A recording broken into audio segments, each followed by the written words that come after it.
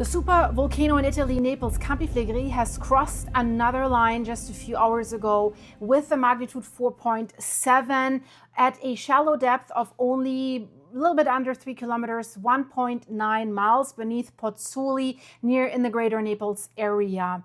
And I want to say to everyone who comments under my videos, I've been reporting about this for 3 years. This is fear-mongering and nothing's going to happen. This volcano is harmless. First of all, these people don't watch my videos, what I'm actually saying, and all the scientific studies that I'm quoting and that I'm showing you, and the quotes from the local scientists. So it's not something that I'm inventing while sitting on the couch. But I want to tell you something right now. What the volcano has just done. 26 people are injured. 5 are in the hospital. 2 are critically injured. A guy was buried in his car underneath a big boulder, and luckily they were able to pull him out. Buildings have collapsed, and we're shizzy about to hit the fizzy. Evacuation routes were blocked by collapsed buildings, boulders, parked cars, stuff like this. So it's not that nothing has happened at this volcano. And I also want to make one thing clear. We're not saying that we're all afraid of the next super volcanic eruption that will just blow like whatever. This volcano, this supervolcano, has since its existence produced several smaller eruptions, amongst them also phreatic eruptions, explosive White Island style eruptions. And I want to make clear, these smaller eruptions are occurring on a more regular time scale. And a small one can be devastating already in an area where people live on the volcano, because Campi Flegrei is spread out. It's not like one cone like Vesuvius. So people settled there over the centuries. And now I have new interviews from local scientists. I said it yesterday. Giuseppe Di Natale, professor, works for the INGV. He said, we're rolling the dice. We're rolling the dice with what we're doing here. And he has called for evacuations years ago. And he say we have to prepare for every possible scenario, not only a larger earthquake, but also an eruption. Larger earthquake, magnitude 5 is possible. And experts are telling us, experts that have lived through a magnitude 5 in Naples and other areas, Rome, with the same type of houses, they're saying hundreds of thousands of people. Minister of Civil Defense said it openly last year. He said, if we have a magnitude 5, we will count the dead. It got a lot of backlash because of tourism, property development. But the problem is, the red zone, Pozzuoli, it has expanded over the last decades. More construction, more people moving there inside the red zone. So I have another interview from Mastro Lorenzo. Very, very interesting what he has to say about this magnitude 4.7 earthquake. And while I'm telling you about this, I have new videos of the damages and you can see for yourself. We have this is the strongest earthquake instrumentally recorded during the current Brady seismic crisis. Walls have failed, rock falls crushed cars, homes, businesses, churches, even historical landmarks were damaged or destroyed. Transport was disrupted. They had no water, they had no power. And again, 26 people injured, around 300 residents were forced from their homes, and the swarm continued. I'll show you the earthquakes. Scroll through this. It was I don't want to say amazing, that's the wrong word. For me, it was shocking to see how many earthquakes. We're roughly around 200 earthquakes if we count the ones below magnitude 1, even more. But the magnitudes, 4.7 and then 3.8, and we have several above magnitude 3 and several 2.5. So they're all in the higher magnitudes for a volcanic crisis, for a volcanic unrest. And I also want to clarify something, because I said in my last video, don't compare these earthquakes to just tectonic stuff that's happening in California, San Andreas Fault. These are volcanic origin. Of course, there are fault lines that are created through this unrest. The land is rising, the hydrothermal system is also creating this. But what I wanted to say is, because I often hear comments that say, well, I live in California, a 4.7 is nothing. We have that all the time. Yeah, but also you have stricter building codes, and your buildings are probably a little bit better than these old masonry buildings that basically, what the experts are telling us, lean on each other because the ground is basically in the epicenter, are significant. And unfortunately, we keep hearing the reports are indicating extensive damage to public and private buildings. So most critical situation, of course, where the epicenter is at the Solfatara, the crater that is estimated to be the location of a potential eruption. Pozzuoli, one of the municipalities that is most affected by the earthquake. So volcanologist and researcher Professor Giuseppe Mastrolorenzo, you have heard a lot about him. He's been warning a lot in the recent years. He has studied Campi Flegrei for many years. He's a local. He's worked for the INGV. He knows this thing. So he is giving a perspective on this earthquake. Because I'm also seeing comments, yeah, I know a professor that lives in the States or in Australia, and he thinks it's a nothing burger. I think we should listen to the locals that study this thing, that see the instruments that they're placing on this volcano every day and have been for decades. So Giuseppe Mastrolorenzo, professor and volcanologist, 4.7, 3.8, 3.1, 2 3.1s, 3.0, the biggest one, was asked, how should we interpret what happened yesterday? So, and he said, quote, "In my opinion, this is the result of the risk having been underestimated. I have been saying for some time that the Brady seismic crisis has not ended and that stronger earthquakes than those already experienced had to be expected. Boofy was right. We got it. Unfortunately, that is exactly what happened." Now he said it too. He says, "The ground is still rising at a rate of approximately 1 centimeter per month, but above all, the flow of gas is enormous and has increased dramatically. We've seen the railway tunnel was closed because there was so much gas in there, it wasn't safe to let the train go through there." He says, "There's no immediate correlation between the uplift of the ground and the occurrence of the earthquakes. So therefore, many people had reassured themselves by believing that the seismic activity was dying down. It was getting last month a little bit quieter, but I have shown you a study that said this doesn't mean that the volcanic crisis is easing down. It has actually to do something with what's happening to the ground because of this ongoing crisis." I have a playlist for Campi Flegrei. Check out all these studies. But now, what he says, quote, "In reality, it is simply the distribution of the earthquakes that has changed." So then the reporter, and I put the link in the description of my video, the reporter asked him, is the current emergency plan adequate?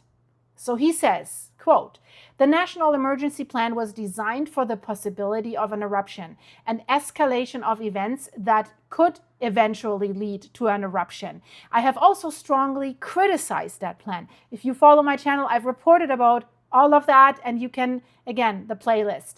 And he says, however, in 2023, a rapid emergency plan was prepared specifically for this area and for the restricted red zone, where there were concerns that such events, such as these, could occur. And then he says, it's paradoxical that just last year, the Minister for Civil Protection said something along the lines of, "I intended and believed it was appropriate, I do not remember the exact words, to declare a state of emergency, but I was told that it would create problems for the economy, tourism, and so on," end quote. The Minister of Civil Protection, the same guy that said, if we have a magnitude 5.0, and he said that publicly, we will count the dead. And it was backed up by structural engineers that have lived through earthquakes like this, through a Naples earthquake, and they backed it up. You don't even need a large volcanic eruption. Earthquake is already a huge problem, and boy did he get a backlash, because they were intending to build a hotel in Pozzuoli right by the Solfatara area where you can actually see the steam coming out and the hot fumaroles. And again, guys, the Minister of Civil Protection, I intended and believed it was appropriate, I do not exact my exact words, to declare a state of emergency, but I was told that it would create problems for the economy, tourism, and so on. Of course, property values.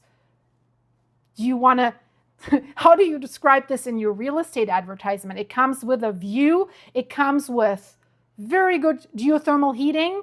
How do you whitewash this? Tourism, of course. Would you book a hotel that has several things? Could collapse if there's a bigger earthquake, or could something else. It's a supervolcano, boof, right? So Mastro Lorenzo comments this comment of the civil protection minister, and he says, in my opinion, that is the real problem here. There needs to be greater clarity. The information provided must be more accurate, and unfortunately, difficult decisions have to be made. It is difficult, of course, because this is probably the most densely populated, dangerous volcano there is. I mean, Yellowstone, it's not populated, right? At least not by humans. So he further says, Mastro Lorenzo, quote, had a state of emergency been declared and had at least the people living in the area most exposed to seismic risk been temporarily moved away, not permanently relocated to other regions, but temporarily evacuated, people's lives would not have been placed at risk. And I agree with him. The lives are placed at risk. We see this now. Now, for the first time, we see injured people. And he says also, ultimately, at least over 20 people were injured. And he says this is the first time that injuries have been reported, including some serious injuries, according to the information available. But the consequences could have been much worse. Yes, there's buildings that fully collapsed that were uninhabited at the time, thankfully. But imagine, I mean, we all remember Venezuela just shortly a while ago. Of course, that was much bigger earthquakes, much more devastation. But still, Turkey, 5-point-something earthquakes bring homes down. Same kind of homes. So then Mastro Lorenzo was asked, at what stage of the Brady seismic crisis, many want to call this volcanic crisis because the volcano is causing the Brady seism, the land rise and everything, are we compared with previous crises? And then he answers, and that's important. That's an excellent question because we simply do not know. So, and he says, I've been saying for some time that we have absolutely no idea what condition this patient is in. So he speaks the truth. We just don't know. And he says, people are often led to believe that the monitoring system can provide us with a reasonable, reliable indication of the current level of danger. But we absolutely do not know what stage of the phenomenon's evolution we are currently experiencing. We could be very close to even more critical events. Or this could be a relative stable phase in which events such as these continue to occur. Do you hear what he's saying? These earthquakes are the result of stress and strain accumulating in the crust beneath our feet within a layer that is approximately 3 kilometers thick, 1.9 miles. This is the hydrothermal system itself, which expands because of the gases it's placed under stress and then releases that stress through earthquakes such as these. And I want to show you the images of a new study that was just released. And I want to give you a quick overview what this study says, because then you might understand the significance of his words, but also of Giuseppe Di Natale when he says we're rolling the dice. What he means is having these people live there, right? We're rolling the dice. So this study says the strongest earthquake ever recorded at Campi Flegrei, further confirmation of the volcanic system dynamics. So as they're speaking about the 4.7, you see it's brand new, it's fresh off the press. They're saying the magnitude 4.7 is the most energetic earthquake ever recorded in the Campi Flegrei caldera since systematic volcanic monitoring began. The earthquake is located along the northern edge of the caldera's seismogenic volume. So look at these graphics. They support what I'm telling you right now. And they're saying it is becoming increasingly well defined as an elliptical ring that basically bounds this seismicity. And based on geological field experience, the northern edge has been active for approximately 5,000 years and in recent times has consistently generated earthquakes aligned along an approximately west-east trend extending from Siciliano to the Piana di Agnano. Although the latest event is the largest ever recorded, it is consistent with the expectations of the models developed to describe the ongoing evolution of the caldera. So it doesn't come as a surprise that there's a larger earthquake. And they're mentioning a recent study that was presented at the European Geosciences Union, the General Assembly in 2026. And they say this study showed that the seismicity of recent years is distributed along a ring-shaped structure at a depth between 2 to 4 kilometers. So that matches what we've just seen, 1.9 miles of depth. And then they're saying at this depth, this unrest channels magmatic fluids ascending from deeper levels. It further says, the study also demonstrated that the northern edge acts as a preferential pathway. Remember the studies I showed you that there's a straw-like fracture that could be the straw from the magma chamber to the surface. They further say that pathway is transferring these fluids towards the central sector of the caldera, Pozzuoli, Solfatara, Peschiarelli, where they eventually rise to the surface. You understand what this just said? And then they're saying the 4.7 occurred precisely along this northern boundary, providing further evidence that this fluid transfer system is currently active. This is not saying it's going to blow tomorrow. It's not saying magma is that close to the surface, but magma is the driver of this unrest. And then they say, and listen to this because I think it supports the credibility. The Department of Earth, Environmental and Resource Sciences at the University of Naples, Federico II, has been also studying the Campi Flegrei unrest and the geological and volcanological evolution of the caldera for many years, has contributed to research on one of the world's most extensively studied and closely monitored volcanic systems due to its complexity and the high population exposure. So this is what the experts are saying. The experts that are there working on this thing.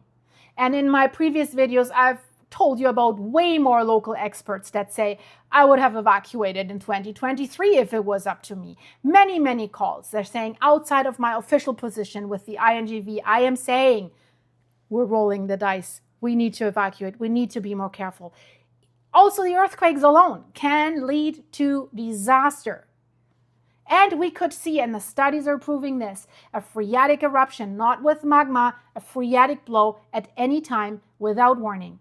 And the evacuation system is highly criticized because these narrow winding roads with parked cars, and if there's an earthquake before an eruption, buildings collapse, and we have lots of tourist events, sailing competitions, concerts. How do people get out? And this was the question. This is very, very interesting, which leads me to the next that I want to tell you what locals are saying. And they're saying, once an alarm is detected, well, let's say the officials raise the alarm, there could be something happen, or the earthquake happened, or there's an eruption alarm, if they're able to do that, because all their evacuation systems are based on like a 72-hour warning, which for a phreatic eruption might not really work. But they're saying once the alarm is declared, however it's declared, the entire population must leave the red zone and can choose to do so independently or with assistance. In the Campi Flegrei between Naples and Pozzuoli, the issue is not whether the earthquakes of recent years are linked to bradyseism or to signs of a future eruption. The more practical question is another one, and it is, And it is. And that's why these local scientists are so upset. Here is the question. How much time would there be to move nearly 1 million people to safety with these narrow roads? And then greater Naples area, 3 million, even greater Naples area, up to 6 million people. Do you think if you live close to the red zone and there's an eruption warning or something, that the rest of Naples would not panic and just try to get out? It would be a total disaster. I've been saying this for a long time. Locals further are saying the issue has returned to the spotlight following the magnitude 4.7 earthquake on the evening of July 31st, strongest at least in the past 40 years, if not, scientists say, ever since the Monte Nuovo eruption in 1538, which was also a smaller one, by the way, small.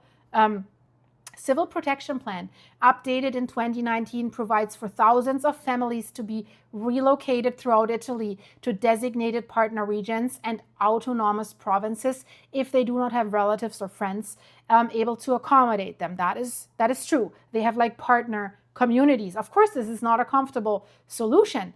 But they're saying one of the first things residents need to know is where to go in an emergency if you can get out. And they're criticizing that not all municipalities, Pozzuoli seems to be better prepared, but not all the other municipalities that are also in the red zone, they have not prepared. In some sections on their websites, they say contain unfinished placeholders such as text to be inserted, test text. So they're also saying, for years, some volcanologists have called for the population of the Naples metropolitan area to be reduced and for new construction on the caldera to be restricted. Instead, development moved in the opposite direction. Pozzuoli, Baccioli, Quarto, Giuliano have expanded significantly. Yeah, it's absolutely beautiful there, I understand, but they say, as have other municipalities in the most exposed area, which now also includes Naples neighborhoods such as Posillipo, Fuigrotta, and Bagnoli. So in terms of public safety, the national plan allows 72 hours for evacuation, 12 hours for preparation, 48 hours for a staggered departure from the red zone, and another 12 hours as a safety margin, right? And they're criticizing the response. I see this in many, many local comments. Nobody was there. We were left alone. We didn't even have water for hours. And the area set up were not okay. So they're criticizing the whole organization. I cannot tell you what really happened, whether that is true or not. I'm just telling you, I see it not singled out comments. I see a lot of comments where people are actually upset about that. So this is my latest overview about the crisis in Italy right now. I hope you liked it. Here is the playlist. Let me know what you think. Let me know what you think when you hear people say, oh, you're fear-mongering, this is nothing burger, nothing's going to happen. I wonder how they know that. I wonder how they know that better, sitting on another continent, for example, than the locals that experienced the shaking. And it was funny. Last year, when there was a 4.6, some staff, or let's say the leaders of the INGV, were not able to get to their office that was in the area of the epicenter because the roads were blocked. So if they couldn't even get in, how could everyone get out? So guys, stay safe. Leave me a like and a hype if you can.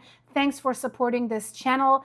And yeah, check out my playlist, but also check out what is going on with the other supervolcano, Yellowstone, because this is groundbreaking, as I have to say.